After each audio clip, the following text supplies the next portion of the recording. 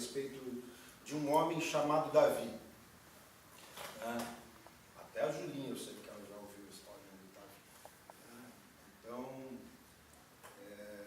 eu queria que você falasse alguma coisa que, quando você pensa, ou alguém te leva a pensar em Davi, o que vem na sua mente a respeito desse homem?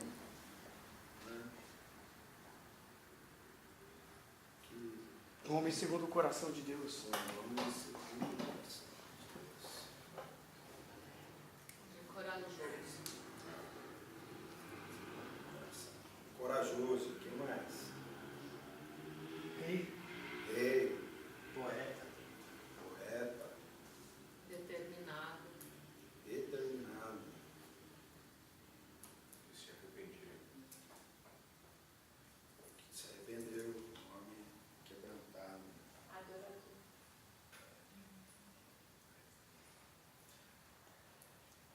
E adorador. O que mais? Guerreiro. Guerreiro.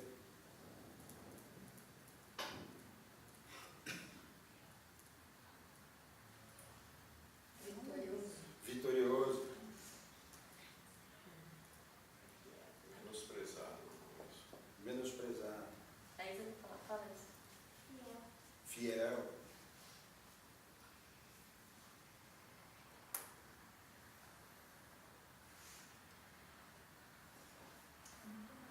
Tem muito mais. É interessante que quando a gente pensa, a gente conhece a história de Davi já, né?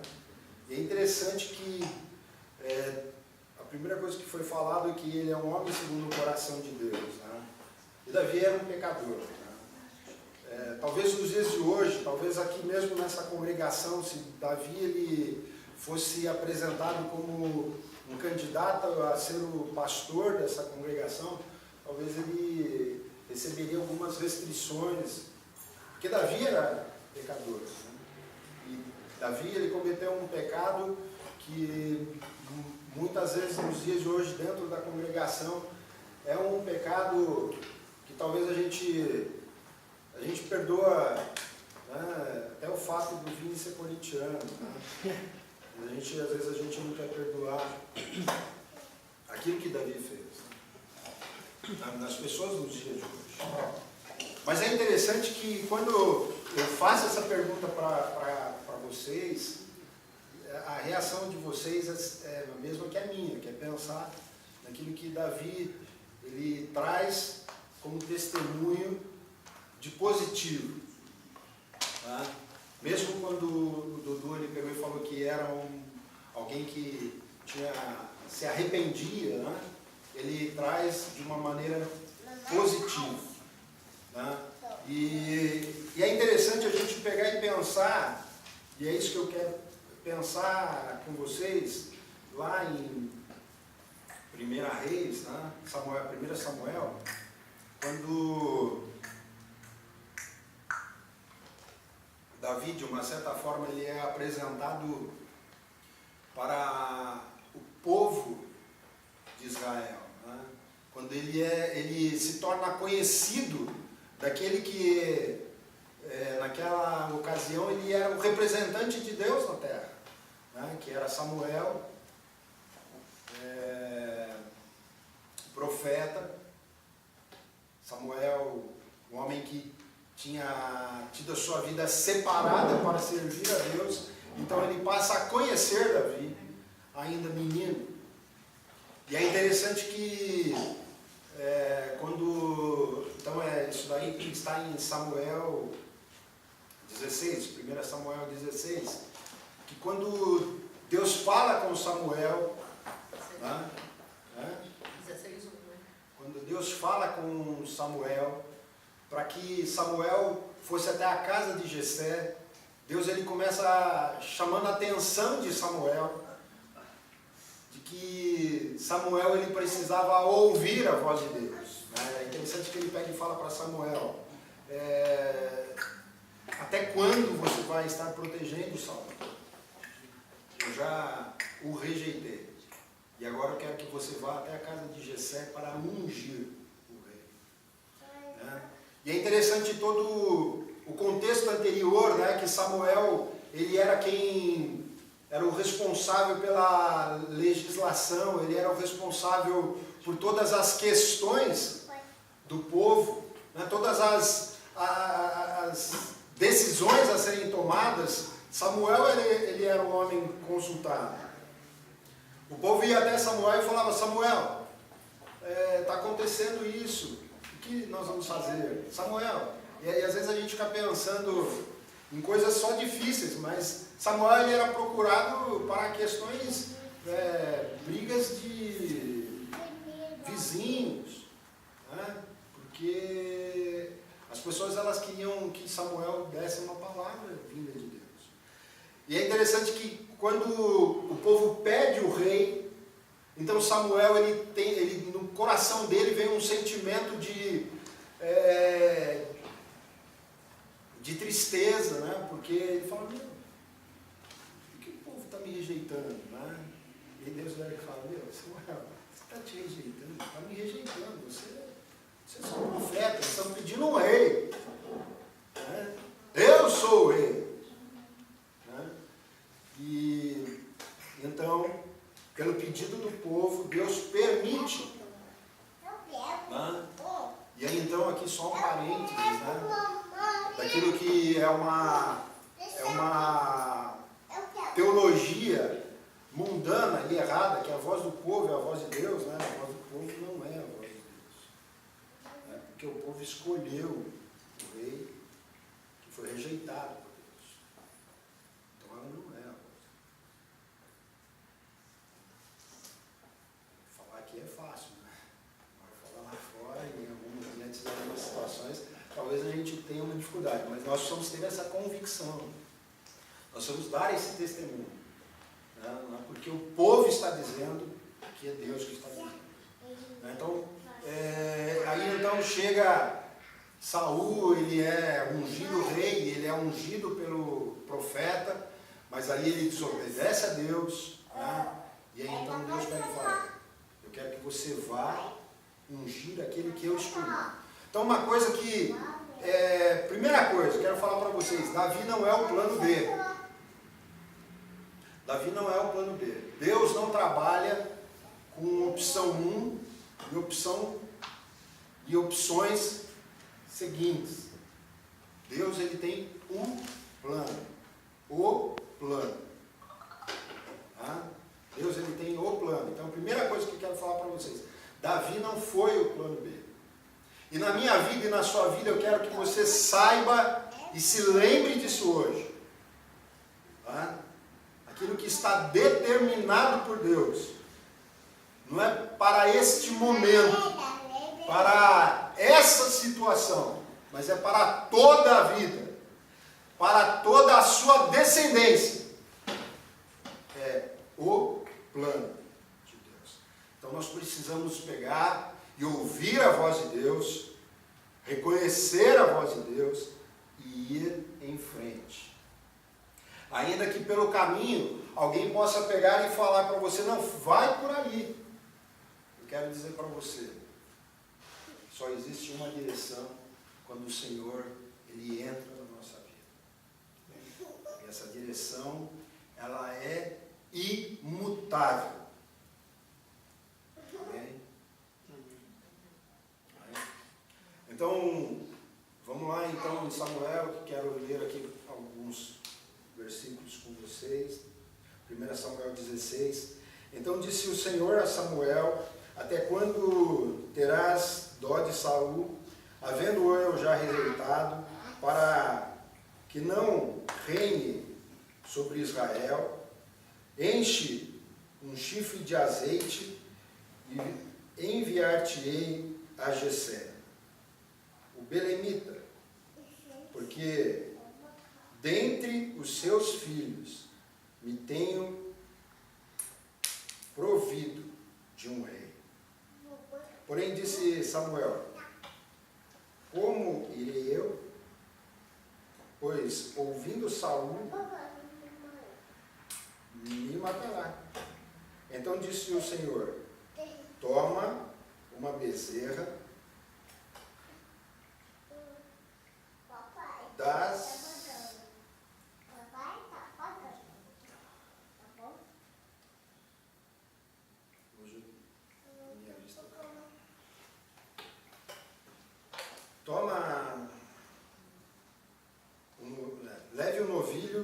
com você e diga que foi sacrificar o Senhor. Convide Jessé para o sacrifício, e eu mostrarei a você o que fazer. Você irá ungir para mim aquele que eu indicar. Samuel fez o que o Senhor disse. Quando chegou a Belém, as autoridades da cidade foram encontrar-se com ele, tremendo de medo, e perguntaram: Vens em paz? Respondeu Samuel: Sim, venho em paz. Vim sacrificar ao Senhor. Consagrem-se e venham ao sacrifício comigo. Então ele consagrou Jessé e os filhos dele os convidou ao sacrifício. Quando chegaram, Samuel viu Eliabe e pensou: com certeza esse é o que o Senhor quer ungir. O Senhor, contudo, disse a Samuel: não considere a sua aparência, nem a sua altura, pois eu o rejeitei. O Senhor não vê como o homem, o homem vê a aparência, mas o Senhor vê o coração. Então Jessé chamou Abinadab e levou a Samuel. Ele, porém, disse: o Senhor também não escolheu esse. Em seguida Jessé levou Samá a Samuel, mas esse disse: também não foi esse que o Senhor escolheu. Jessé levou a Samuel 7 de seus filhos, mas Samuel lhe disse: o Senhor não escolheu nenhum desses. Então perguntou a Jessé: esses são todos os filhos que você tem? Jessé respondeu: ainda tenho o caçula, mas ele está cuidando das ovelhas. Samuel disse: traga-o aqui. Não aceitaremos para comer enquanto ele não chegar. Jessé mandou chamá-lo e ele veio. Ele era ruivo, de belos olhos e boa aparência. Então o Senhor disse a Samuel: é esse. Levanta-se e unja-o. Samuel apanhou um chifre cheio de óleo e o ungiu na presença de seus irmãos. E a partir daquele dia, o Espírito do Senhor apoderou-se de Davi, e Samuel voltou para Ramá. Então aqui no texto, Deus não perguntou para Samuel aquilo que ele via num homem, como a identidade, mas ele pegou e disse para Samuel: vai, que eu tenho ungido, eu tenho levantado, eu tenho escolhido um rei naquele lugar. Né? Então, e aí quando Samuel chega, então é claro que a nossa natureza, quem nós somos, muito se identifica com as atitudes e as reações de Samuel, que é olhar para a pessoa e então fazer um juízo.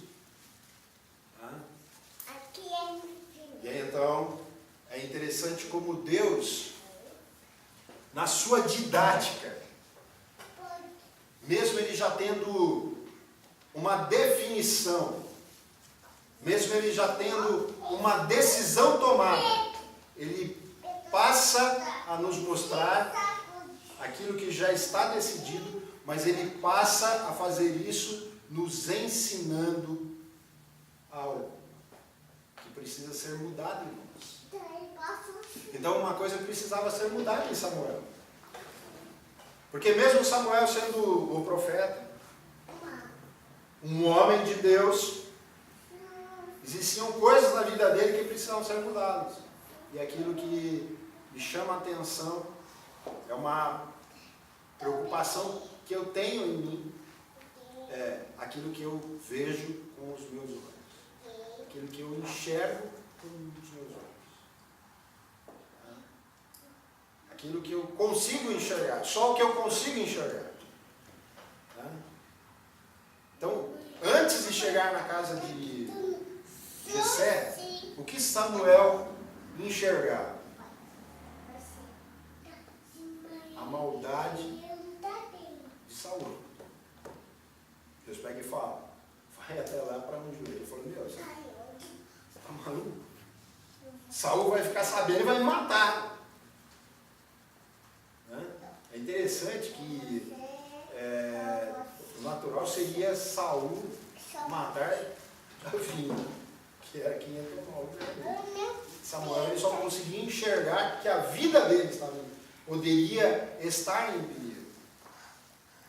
Então, a primeira coisa, né? falou aqui em um momento sobre o medo. O medo, ele nos paralisa, o medo ele faz com que a gente perca a visão, o medo faz com que a gente não tenha segurança, e o medo faz com que a gente vacile. Tá? Então, lição. Com Deus, em Deus, ainda que nós sejamos frágeis, nós seremos vitoriosos. Nós seremos vitoriosos.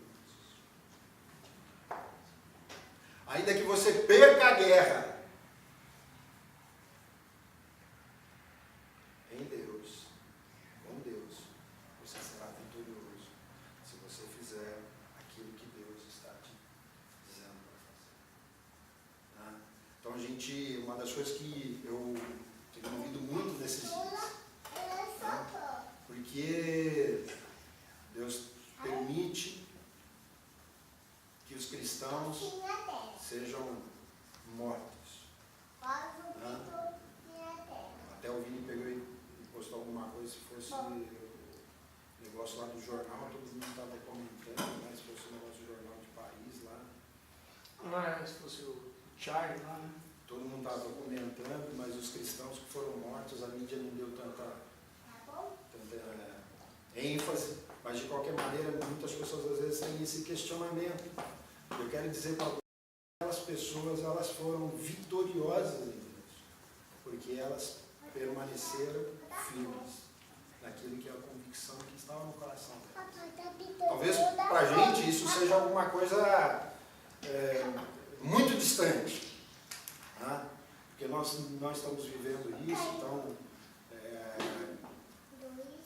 sabe, então às vezes a gente, sei lá, se acontecesse comigo, não sei como vai ser, né? Eu quero lembrar para vocês que Pedro negou a Jesus não diante de uma arma, não diante de um exército preparado para tirar a vida dele, mas diante de pessoas comuns como ele, pessoas normais, e ele pega ele nega Jesus. Então não é a circunstância, mas é a nossa fragilidade. Por isso que nós precisamos exercitar todo o tempo, permanecer firme. Então, quando Samuel pega e fala isso, então Deus falou, faz o seguinte, você precisa entender uma coisa, o que vai ser feito é um culto a Deus. É um culto a Deus.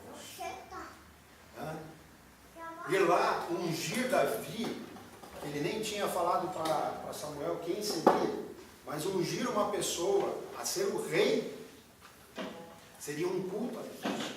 Então vá lá e faça como um culto. Identifique isso para as pessoas como um serviço a Deus. Então é isso que nós precisamos fazer. Né? Quando nós somos e formos questionados, nós precisamos dar essa identificação para as pessoas, que o que nós fazemos é para Deus. É para Deus. Aí aqui eu vou usar um exemplo daquilo que é o nosso dia a dia, do trabalho. Quando muitas vezes as pessoas chegam para a gente e pegam e falam, dizem para nós, você é bobo, por que você está fazendo desse jeito? Sabe? E nós vamos identificar para as pessoas que nós não estamos fazendo isso porque nós somos bobos, mas porque nós estamos fazendo para Deus. Nós estamos prestando um culto a Deus. Então todas as coisas, não é só ir ungir o futuro rei, mas todas as coisas que nós somos levados a fazer pela direção de Deus, é um culto a Ele. Eu quero que vocês pensem nisso. Porque, de uma certa forma, eu acredito, eu imagino que nenhum de vocês, nem eu, vamos ser convocados para ir até um lugar para ungir o próximo rei. Mas nós vamos ser convocados e chamados para prestar um culto a Deus.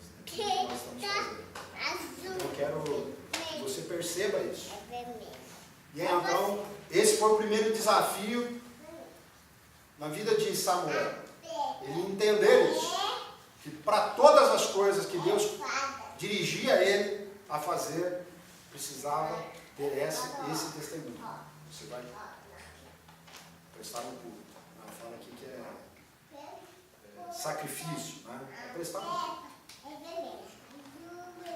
E aí, quando chega então lá na casa, né, é interessante que ele pega e fala, olha, vim aqui e tal, com um propósito, né, e aí ele explica qual que era o propósito, e aí então Jessé, ele, mesmo sendo o pai do futuro rei, ele não tinha a revelação de Deus, então ele, no entendimento dele, naquilo que era uma cultura, ainda hoje, nos dias de hoje ainda é uma cultura, ele apresenta o primeiro filho, primogênito. Ele pega e fala, ó, tá aqui, ó. Pode, com certeza é esse aqui, né? E então Deus, né, falando com Samuel, a cada alternativa que é apresentada, ele fala, não é isso. Ele então chega no final, e aí que é interessante que ele pega e pergunta para Jessé, esses são todos os seus filhos? E aí então o próprio pai, ele pega e fala, não, tem um, caçula, mas ele está lá, cuidando das ovelhas. Né? Embora Davi estivesse cuidando dos negócios da família, mas ele não tinha o reconhecimento na sua própria casa de quem ele seria, ou ele era, já era, nas mãos de Deus. Então ele está falando, está lá no campo. E Samuel, ele não fala, não, é esse, né? Ele fala atrás. Né? E quando Davi chega, é interessante que há uma descrição da aparência de Davi. Né? Porque muitas vezes a gente tem a ideia de que é o coitado, é o rejeitado, é o sem expressão. Mas Davi, ele tinha boa aparência. Né?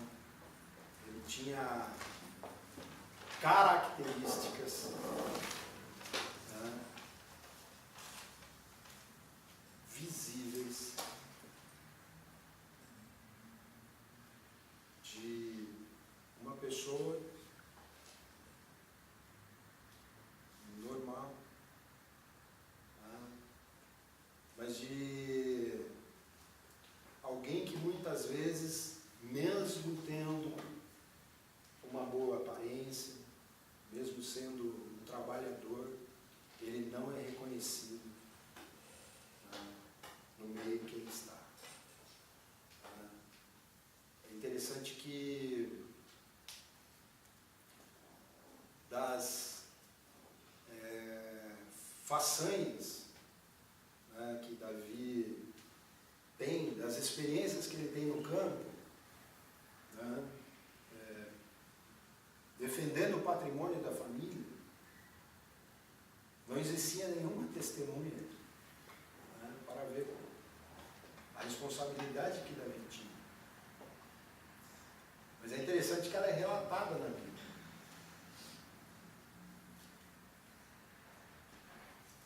E por que ela é relatada na Bíblia? Primeiro, para nos lembrar e nos ensinar de que aquilo que ninguém está vendo, Deus vê. Então, ainda que não tenha ninguém olhando, se for necessário e se for importante, Deus vai revelar aos homens. E Deus revelou aos homens, as façanhas, para que a gente pegasse e falasse, não, Davi é o cara. Né? Mas é para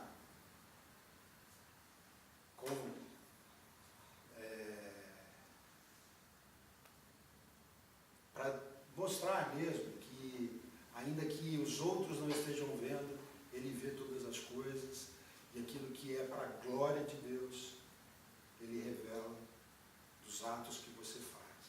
Então, às vezes Davi, ele poderia, talvez ele desenvolver uma, não sei se seria talvez a expressão uma patologia, mas talvez ele poderia desenvolver algum sentimento de rejeição. Tá? E Davi, com certeza, ele soube dessa história toda como que aconteceu, ele chegou depois, mas com certeza depois os irmãos conversaram, falaram, tá? E aí, parecendo como sendo a última opção, Davi sempre foi a primeira. Né? Davi sempre foi a primeira opção. Porque desde o começo, Deus falou, não é esse a quem eu quero escolher. Então, aquilo que nós vemos e aquilo que nós enxergamos, a segunda lição que nós precisamos aprender com Samuel é que não é a aparência, não é muitas vezes as indicações que outra pessoa dá, mas é aquilo que está na revelação de Deus. Eu não estou falando para você que você nunca deve ouvir o que alguém venha lhe indicar. Não é isso que eu estou dizendo. Mas eu estou dizendo que nós precisamos estar atentos, que muitas vezes o nosso coração tende a ser levado pela aquilo que é a informação vinda do outro, como sendo a referência de Deus. Né? E nem sempre é isso. Eu vou falar para vocês que na maioria das vezes. Então nós precisamos estar atentos a isso, que não é aquilo que os nossos olhos enxergam no primeiro momento, que é aquilo que Deus quer nos mostrar. E que você realmente você saia daqui com o entendimento de que Deus tem apenas um plano. Eu vou tirar a expressão para colocar, Deus tem o plano para a sua vida. Não por aquilo que você pode oferecer a Ele, né? Porque Davi, após ter sido ungido para ser o rei, Davi ele continuou tendo uma vida normal, e Davi ele continuou tendo muitos desafios na vida dele. Talvez o pecado mais conhecido de Davi, né, aconteceu tempos depois. Então, o plano de Deus para a sua vida, ele não depende da sua perfeição. O plano de Deus na sua vida e na minha vida depende de nós termos um coração segundo o coração de Deus. E era isso que Deus viu em Davi. Foi isso que Deus viu em Davi. Um menino ainda, mas um homem segundo o coração dele. Alguém que poderia marcar a história de uma nação. Alguém que poderia trazer uma revelação, trazer uma maneira diferente naqueles dias de uma relação de um homem com Deus. Davi era um poeta, Né? Davi era um músico. Davi, ele era adorador. Davi, ele era guerreiro. Davi, ele era corajoso. Davi, ele era determinado. Davi, ele era fiel. Davi, ele era vitorioso. Davi, ele era alguém que se arrependia. Davi, ele era um homem com um coração quebrantado. Davi, mesmo menosprezado, Davi, ele revelava a glória de Deus. Então eu e você, nós precisamos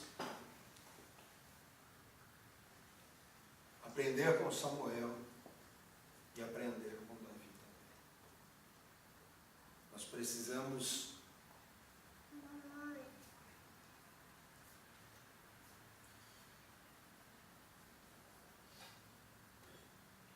ser conhecidos como homens e mulheres segundo o coração de Deus. Nós precisamos ser conhecidos como homens e mulheres segundo o coração de Deus. Amém. Amém?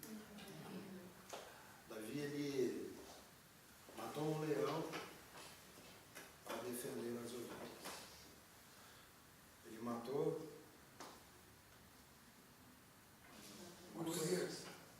Golias, o gigante. Um urso. Ele matou 100 homens, né? Para poder casar.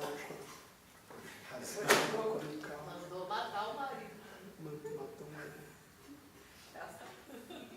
Mas a referência que nós testemunhamos a respeito de Davi é que ele era um homem segundo o coração de Deus. Então, o que eu quero dizer com isso? É que de nada adianta você matar um leão por dia, um urso por semana, um gigante por mês, se você não tiver um coração segundo o coração de Deus. Porque eu tenho falado aqui nesses últimos domingos, as pessoas, elas estão em busca de referência.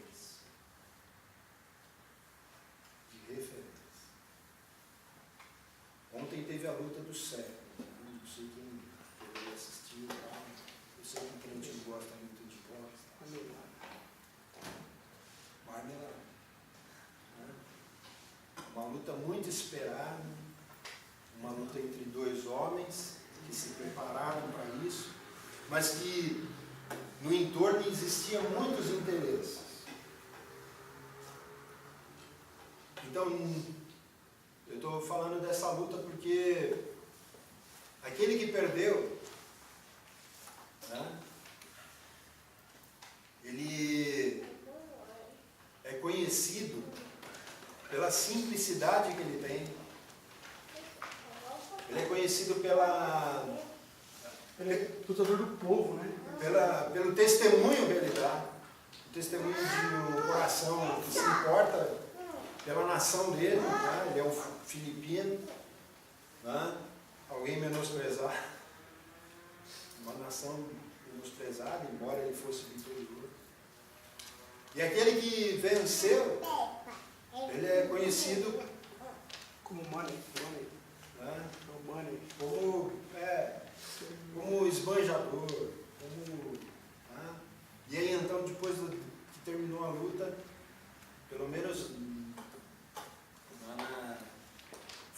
Estados Unidos, né, todas as pessoas combinado e tal. Então, aquele que não, depois desse momento, ele não iria se tornar uma referência